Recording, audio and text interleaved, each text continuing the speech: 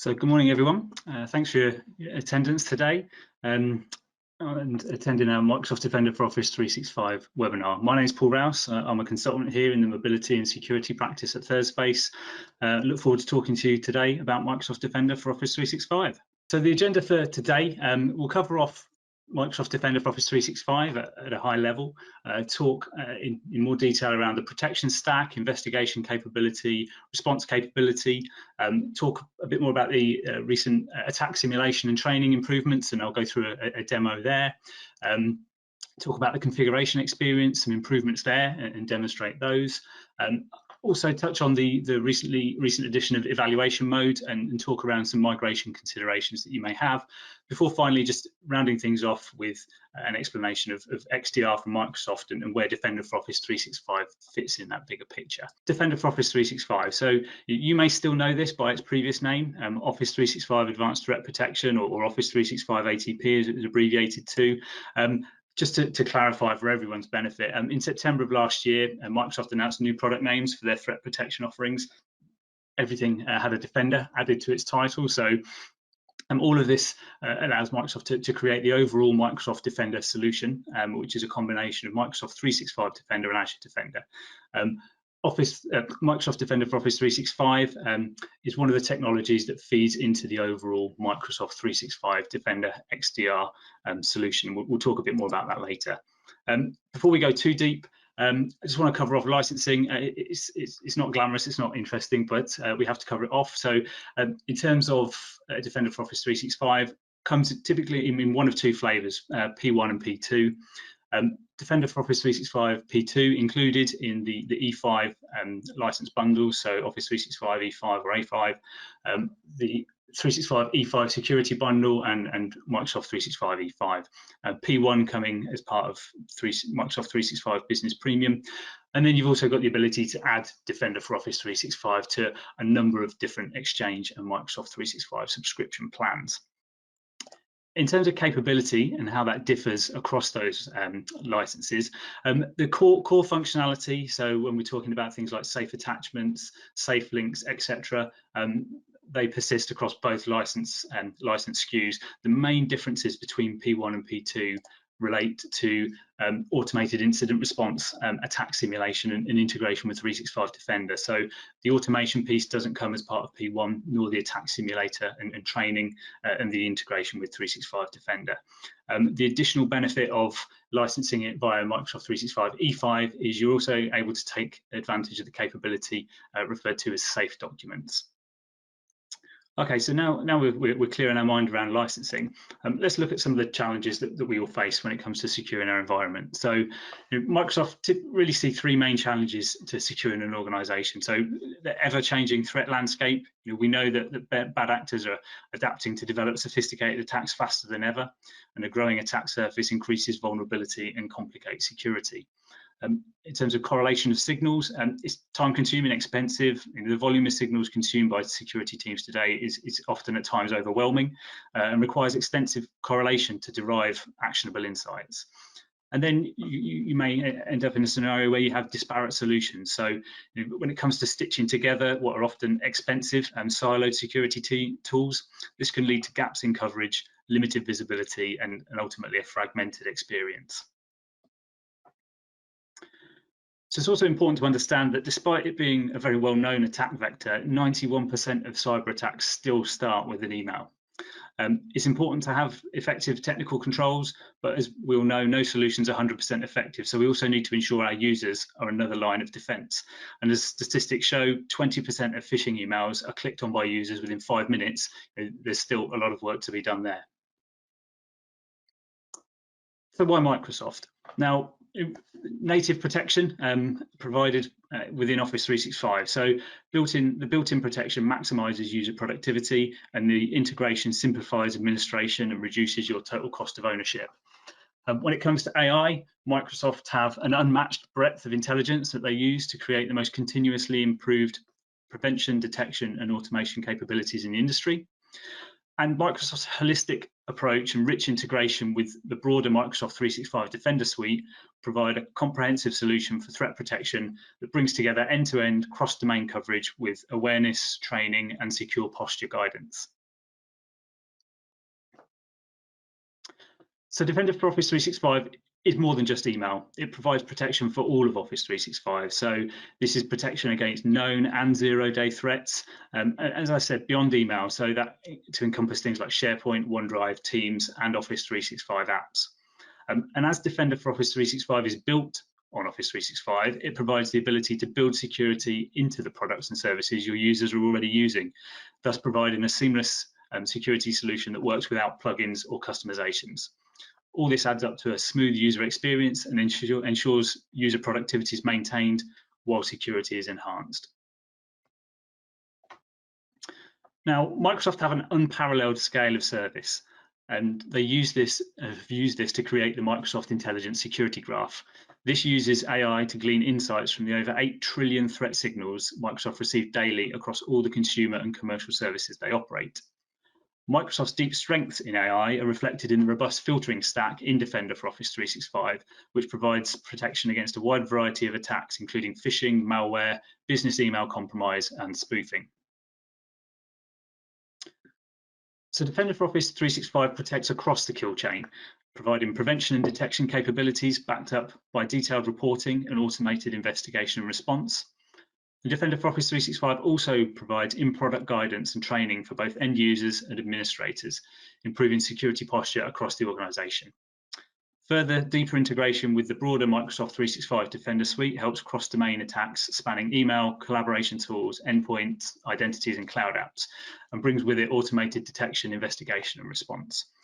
All of this backed with a commitment to research by Microsoft. So Microsoft invests more than $1 billion annually in threat experts, research and development to support a comprehensive cross-company approach to security. So with prevention, the aim obviously is to eliminate threats and thwart attacks long before they land in the inbox of your users. The first line of defense against threats to your organization is the multi-layered protection stack. And we'll look at that in a little more detail now. So the Microsoft Defender for Office 365 protection stack can be broken down into 4 phases. Generally speaking, incoming mail passes through all of these phases before delivery, but the actual path that email takes is subject to an organization's bespoke configuration.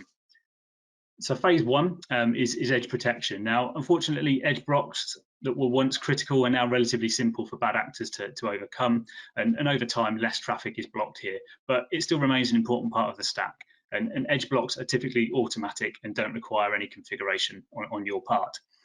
The second layer is sender intelligence. So the features within sender intelligence are critical for catching spam, bulk, impersonation, and unauthorized spoof messages, and also factor into phish detection. Most of these features are individually configurable. Phase 3 relates to content filtering. So in this phase, the filtering stack begins to handle the specific content of the mail, including its hyperlinks and attachments. And then finally, you have phase 4, post-delivery. So post-delivery protection takes place after mail or file delivery, and it acts on mail that's in various mailboxes and files and links that may appear in clients like Teams. Now, when it comes to advanced attacks like business email compromise, these threats can be harder to detect. So with regards to this, Microsoft used machine learning to build an advanced understanding of a user's email habits and personal contacts, and learn how each individual user communicates with others inside and outside the organization to build up a map of these relationships. With this map, Microsoft can then evaluate each message to ensure the right messages are identified as impersonation. And with Defender for Office 365, it's easy to protect not just email, but all of Office 365. All it takes is a few clicks to extend protections like safe links, safe attachments, etc., beyond email to SharePoint, OneDrive, Teams, and Office applications. Microsoft used their signal strength, an industry-leading AI, to correlate data across Office 365 and detect attacks as they happen in real time. So today, attackers often morph their attacks to avoid conventional security products, and what may appear to your security team as hundreds of separate malicious messages are likely coordinated campaigns carefully designed to evade detection. And with campaign views, Microsoft used this AI to stitch together these attacks, showing you where the attacks originated, how they were handled by the service, and whether your users interacted with them or not. Now, Microsoft know that attackers frequently send messages with benign links and attachments, hoping to bypass conventional filters and then weaponize them post-delivery. And that's why Microsoft continue to secure users long after their email is delivered, with evaluation and detonation of links at the time of click. Now, beyond prevention and detection, it's important to ensure your security teams have access to the right information and the right insights to help prioritize their response. User submissions are a key part of any protection strategy, and this capability is built right into Outlook, enabling users to report messages to Microsoft, your security team, or both.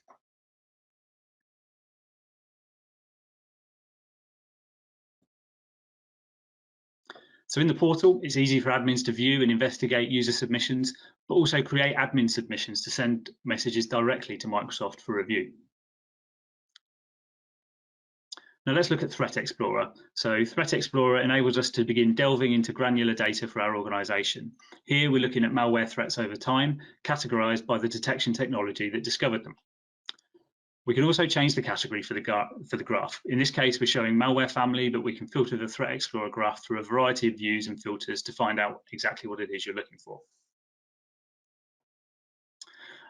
And with the new email entity page, we can view detailed analysis of each message. So in this case, we can see that the message was detected by anti-malware protection and the intra-organizational spoofing capabilities. And on the message, we can also see that the message was delivered to quarantine. So we can review the plain text email headers of the message seen here on the right. And just above the headers, we have the option to view a preview of the mail just as it was displayed to the end user without having to download the message locally. So Threat Explorer not only allows us to hunt for and investigate threats, it also provides remediation capabilities and powerful automation to simplify the process. So once we've identified a threat in Threat Explorer, we can easily take a variety of actions on the message, like moving or deleting the message or triggering an investigation. So investigations can be manually triggered, as we saw in the previous slide, or triggered based on an alert relating to something suspicious in the email, such as a message, an attachment, a URL, or examples of a compromised user account. Now, utilising the enormous signal strength and experience of Microsoft, the automated investigation response capability in Defender for Office 365 is based on predefined playbooks, which are based on common scenarios like compromised user detection, malware detected post-delivery, or a user reporting a phish message, for example. Now, investigations display their results and progress via the investigation graph. This is effectively a powerful graphical representation of the security playbook itself. In the example we can see on the screen, this one is specifically designed to handle weaponized URLs in Office 365. So the investigation graph maps out the coverage of the playbook's analysis. You can see the event which triggered the investigation, all of the emails, users and endpoints involved in the attack, and then under each entity, you'll see what was discovered. Towards the bottom is an overall summary of the threats found and the remediation actions taken to address each threat. So this graph is a great tool for admins to have a quick yet highly detailed overview of any investigations taking place in the tenant. Another key technology and part of the post-delivery protection stack is ZAP, or Zero-Hour Auto Purge. This feature retroactively detects and neutralizes malicious phishing, spam, or malware messages that have already been delivered. So ZAP can take a variety of actions on a message, things like moving to quarantine or junk, deleting the message, or more advanced actions like adding an X header or modifying the subject line. Now, while good technology stops the majority of phish attacks before they ever reach your user's inbox, you still need to empower your users to identify and defend against attacks themselves. Now, in talking to customers, Microsoft realized that designing and deploying an effective security training program is challenging at every level. Now, in response, they redesigned Attack Simulator in Defender for Office 365 from the ground up, focusing on addressing the concerns of customers and tackling the complexity of designing a security awareness training program that's both effective and easy to manage. Microsoft now automate the process of harvesting phish from your tenant based on conditions you set, allowing you to use these real phish in a simulation to accurately test your organization's vulnerability. Simulation creation, scheduling, launch and reporting are all automated, and targeting of users and groups is integrated with Azure Active Directory. Microsoft have also partnered with a third party called Terranova Security to provide and deliver the right training to the right user at the right time. So Terranova's security catalog caters to different learning styles, is available in over 12 languages, and is accessible to the highest standards, ensuring that every employee in your organisation can be trained. The training is highly interactive and designed on the principles of behaviour change. Now, with attack simulation and training, it's easy to track your organisation's progress against a predicted compromise rate per simulation. The predicted compromise rate reflects Microsoft's intelligence about that simulation at a global level, as well as your organisation's previous simulation performance. The training dashboard also allows you to gain visibility over training completion and simulation coverage for your entire organisation. Now, outside of simulation and training, Defender for Office 365 also builds user awareness through in-product guidance. In this email, for example, you'll see the safety tip calling out that the email address used here isn't the email address that Patty usually uses to send you emails. And in the body of the email, we can see that Patty's urgently looking for access to a confidential document. Now, despite the fact that SafeLinks wraps the entire URL to ensure it's not malicious at the time of click, the user still sees the original URL and can use that to make a determination about the legitimacy of it without having to click. Now, with all of that being said, I'll switch over and give you a demo of what the attack simulator looks like in the portal. Hopefully you can see that now. So here we have the attack simulation dashboard. What I'll do now is run through the steps required to set up a typical simulation. So if we click on simulations, we can see here, and when it loads, we'll have the ability to launch a simulation. So there's a variety of different techniques we can choose from. Credential harvest being one, malware attachment, or a link contained in an attachment, or a link to malware, or drive-by URL. So each of these types of attacks are possible, and they're all based around the MITRE attack framework. So if we want to have a look at the details of a credential harvest, it gives us those details here. So what's the goal, brief description, what are the steps, and if we click here, we can learn more about the related MITRE technique. So we're going to stay with credential harvest. So if I click next, so if we call this test 1, 2, 3, and now we get to choose our payload. So these payloads are built into the product. As I mentioned earlier, there's the ability to harvest payloads from phishing messages targeted directly at your organization as well. But these are the ones that are available out of the box. So out of the box, they all come with a predicted compromise rate as well. So we can see which ones are generally more effective than others. And if we want to see what each of these look like, we can have a preview of them. So there's a vast array here. Some of them will probably look familiar. They're very up to date. So we've got COVID-19 related ones, shipment confirmations, Facebook identity checks, Netflix account suspension, Office 365 activity, outstanding invoice, and so on and so forth. So the one that we're going to focus on today is the Microsoft 365 subscription cancelled. So if I click on that, and it will show me a preview of what the payload looks like. So here we have, it looks reasonably authentic, and ask the users to click the link to renew or purchase now. If we scroll down a bit further, we can see the from name. So that's the from name that will appear, as well as the from email address that will appear to the user, the subject of the email, and a few other details around it. Something that's important to note here is you don't need to set up any IP allows or whitelist anything to run these simulations. Everything is done for you. These mails are injected directly into user mailboxes, so you don't need to worry about changing your configuration to allow this to take place. So if we choose this particular payload and click next, this is where we scope now to users who we want to target for this. So we can target it to everyone if we like, or just import specific users and groups. So I'm just going to target our finance team in this example. So when it comes to targeting people, you've got a great selection to assist you in that targeting. So you can search for individual users or groups, but also the solution will surface suggested groups. So if there are users who haven't been targeted by a simulation in the last 3 months, you can surface those. If you've got people who are always clicking those phishing links, and let's be honest, we've all got them, we can target just those specific repeat offenders. We can target by geography, but in this instance, we're going to target by department. So I'm going to select finance, and this brings up my finance user, Pradeep. So I add Pradeep to these, the simulation. Okay, so next comes to training. So Microsoft by default will assign the relevant training based on the type of simulation that you're running. So if it's a phishing simulation, it'll be the phishing related training. You've got the capability to change it and select the relevant training module yourself, which we'll do in a moment.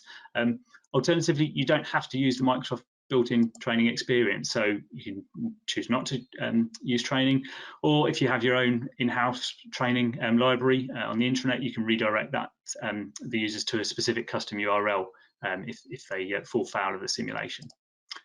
Likewise, we've got the capability to select when training is due after the simulation has ended, but we'll stick with the 30 days.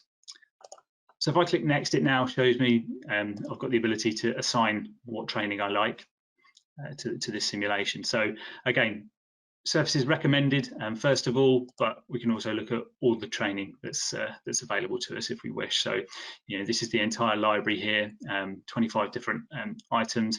It gives us details about the duration of each. But if we go back to the recommended training and we have a look at maybe phishing, we've got the ability to preview it to see what it's like. So if I click this will start give us a preview of the video demonstration. So this is the training that people will receive. An email from my bank. Urgent. Password reset required. What? My password has been compromised.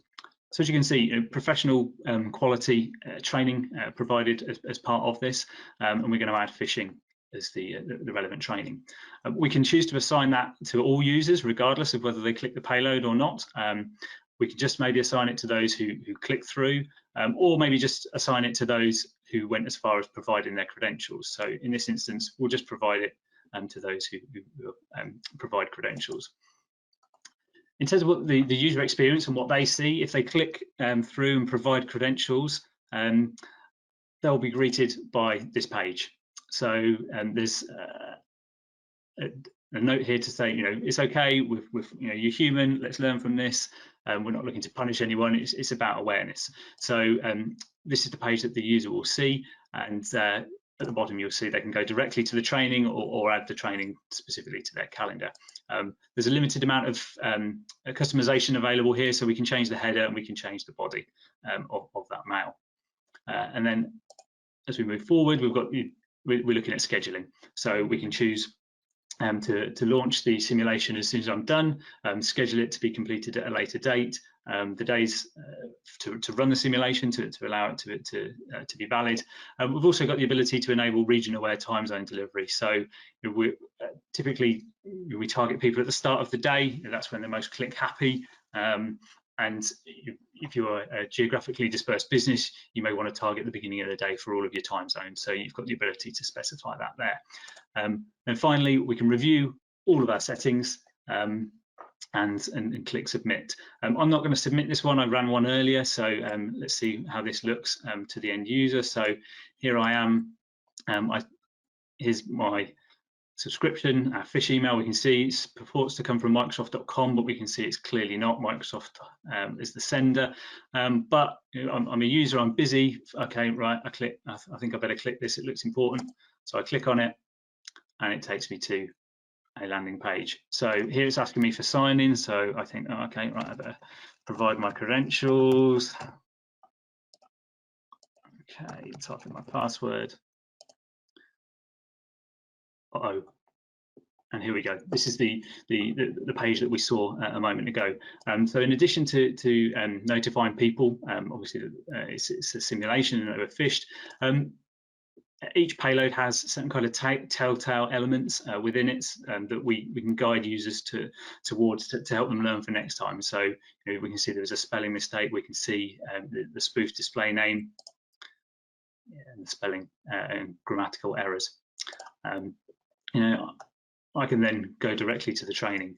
If I choose not to, I'll receive a follow-up email, as we can see here. So I've got training to complete. I've got a deadline to complete them. I can add them to my calendar, or I can go to the training. That is the attack simulation available. Other things to be aware of in terms of payload, we talked about payload harvesting, capabilities there and developing at the moment. So today we can create a payload based on email. These aren't selectable at the moment, but will be coming in the not too distant future. So the ability to create your own phish landing pages or simulate payloads based on phishing text messages or in Teams messages as well. So that's all coming soon. So these are obviously growing attack vectors. Okay, so switching back to our presentation, I'd like to talk a little bit now about configuration challenges. So some of the typical challenges when it comes to configuration we hear from our clients. So we often hear, what's best practice? What should I have set up? How difficult is this to configure? Or how can I be sure that I'm fully protected?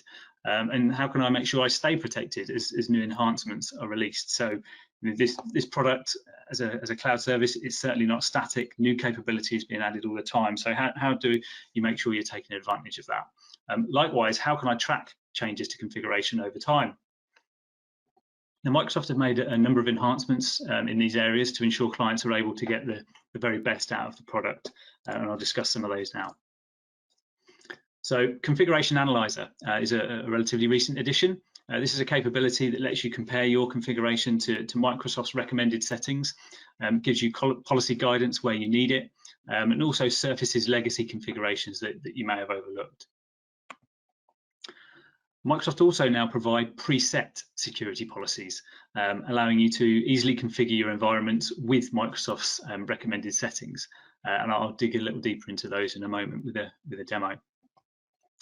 And Microsoft are also shifting now towards a more secure by default mantra. So that includes changes such as adding stricter verdicts for email classified as high confidence phish. They've also recently implemented automated control of email forwarding rules to further limit data exfiltration. So another quick demo, we'll look at Configuration Analyzer and some of the preset security policies that I mentioned a moment ago. So within the platform, we have this notion of preset security policies. These are policies published by Microsoft in this article here. So there's the recommended settings for both Exchange Online Protection and Defender for Office 365 security.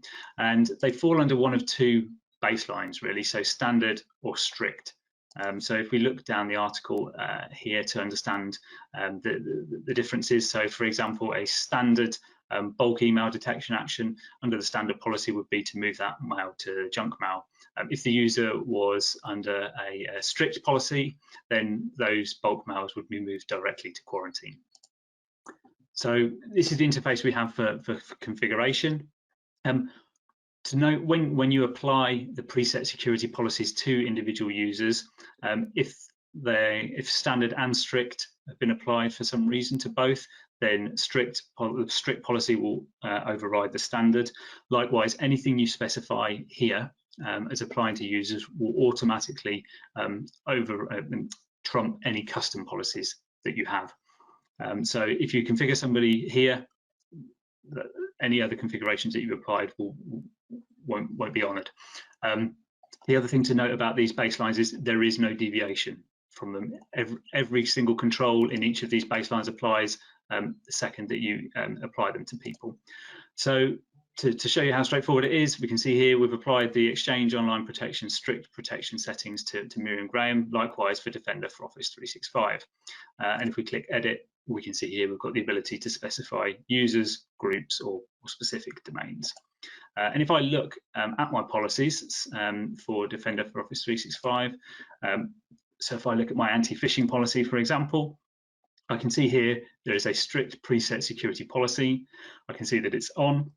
The priority is irrelevant because it applies regardless, and I haven't got the ability to turn it off, and I can't increase or decrease the priority. I can see all the settings that are set, but it's as it is, and I can't edit it. We find that that really helps to give people that confidence that users are protected, but it can be quite strict in that you've got no flexibility in what you can change whatsoever. So if you need to whitelist something, for example, for a user that's under one of those policies, you can't. So a more flexible approach to give you a bit of a steer in that direction comes from Configuration Analyzer.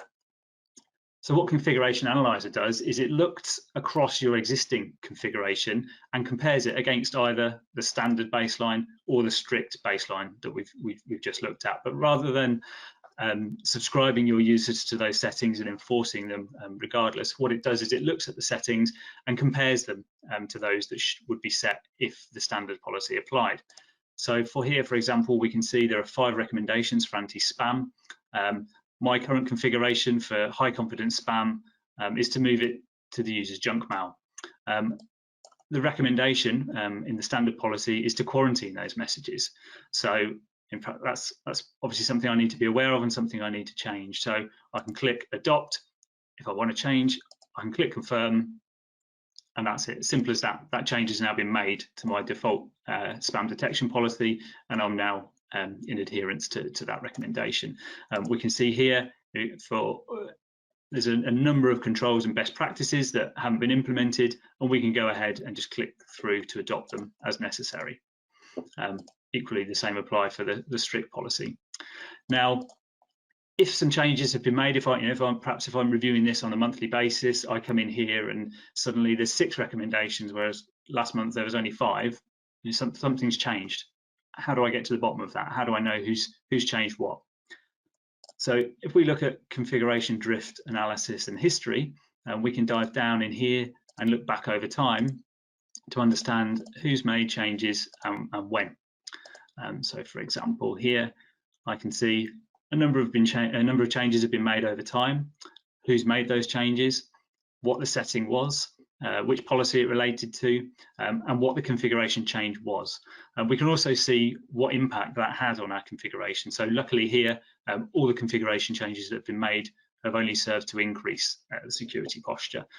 But equally, if something's made it through in your environment and you want to do a bit of research to understand how that setting got to be changed, we can use this as a reference and have a look. And we're finding that clients are finding this really, really useful when it comes to solving those configuration challenges that I referred to a moment ago. Okay, another relatively recent addition is the notion of evaluation mode. So, as many of you will perhaps know, it's not easy to try out a mail protection solution and get a representative picture of performance without making significant changes to your email infrastructure, often involving something as drastic as changing your MX record.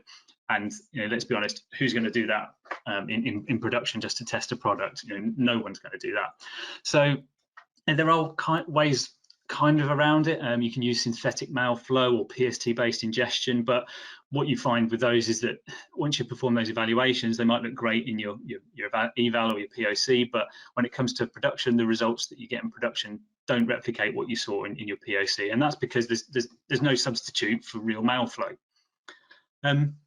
So what is evaluation mode and how does that address these challenges? So evaluation mode is a configuration created by Microsoft to set up policies in Defender for Office 365 that will log verdicts such as malware, but won't act on those messages. So when enabling evaluation mode, things like safe attachments, safe links, mailbox intelligence impersonation policies, etc., these are all set up on your behalf, but they're set up in non-enforcement mode in the background and aren't visible to you.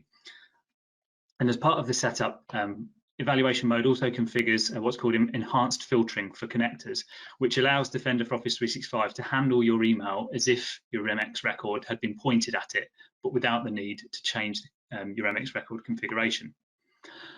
So what this does is enhanced filtering effectively preserves the IP address and sender information further up the chain in the header of the email. So if you're using a third-party solution, for example, in Mimecast, for example, all your mail will hit Office 365 with a source IP of one of Mimecast's IPs.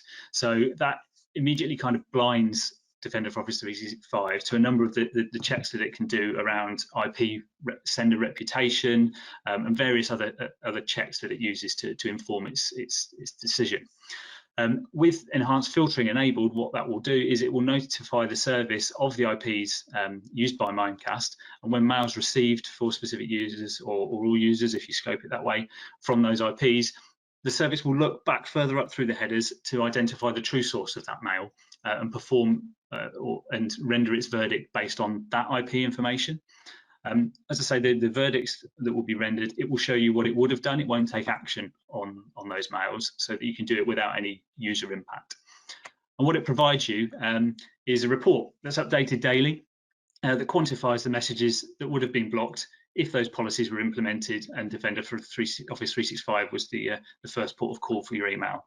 So reports are generated for all Defender for Office 365 and Exchange Online Protection detections and are aggregated across detections technologies.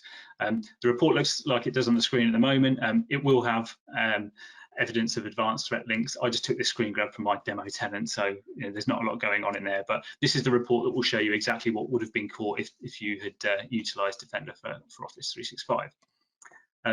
It's easy to set up within the protection portal. You can go in, click to start the evaluation. It's wizard driven to go through and get that set up for you. You've got access to 90 days worth of information. It's very easy to turn off as well. It's a one-click slider. In fact, once it's set up, if you want to turn it off, you can just slide a button to turn it off. It's designed to have no impact. We've never seen it have an impact on clients' mail flow, but if you're not sure, you get someone call and say something's going on with email, you can turn it off very, very quickly. But as I say, we've never seen an issue, and it's designed specifically not to interfere with mail flow.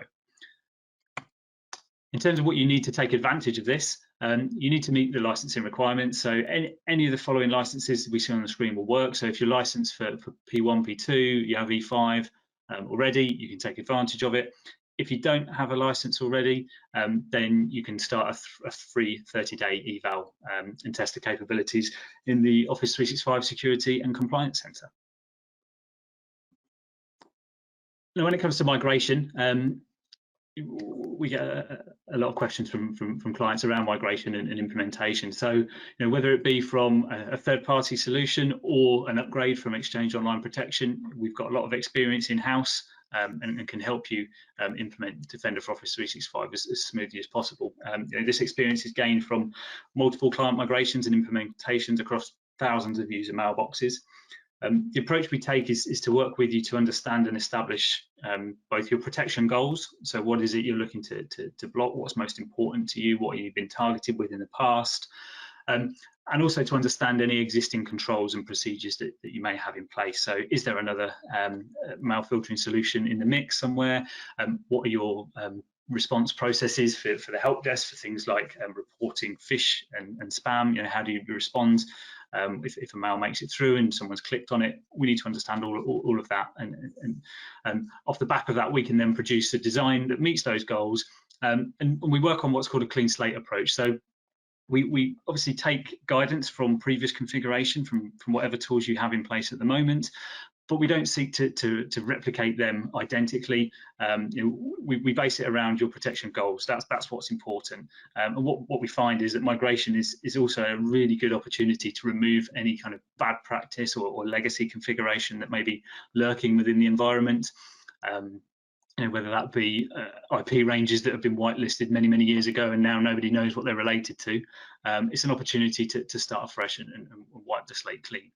And also critical to success of adoption is user adoption planning. So within ThirstSpace, we have our own business transformation practice and can help you with any planning around user adoption, as well as providing all the supporting collateral you may need.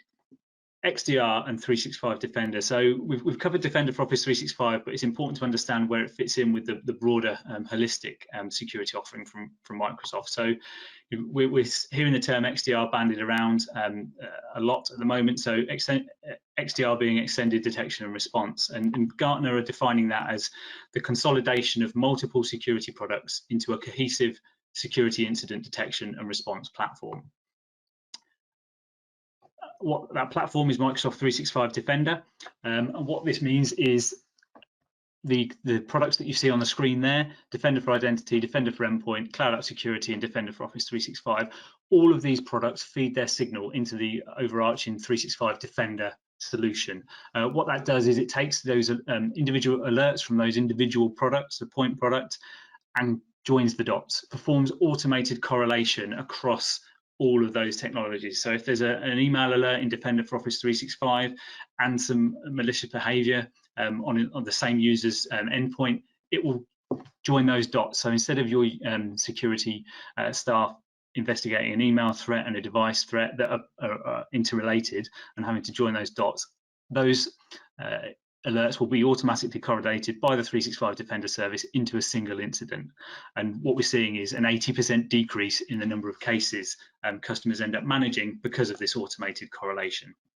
I'll skip through the next couple of slides because I am conscious of time, but ultimately what this provides you is a centralized action queue in Microsoft 365 Defender to help you view actions and history across your Defender workloads. And as you'd expect, taking this a step further, you can easily integrate further into Microsoft's Cloud SIEM and SOAR capability with Sentinel to round out your entire security platform. Finally, a point of note, had this last week. So Forrester has now named Microsoft as a leader in the 2021 Enterprise Email Security Wave. This is huge news for Microsoft. They've come a very, very long way with email protection. I've seen huge investment and change in this product over the last 12 months, and this reflects that hard work. So, in many categories or many criteria, Microsoft received the highest possible score. So, incident response, threat intel, product strategy, customer success, and performance. Great to hear and reward for the hard work, and that investment shows no signs of slowing down with all the stuff that we're aware of that's happening in private preview at the moment as well.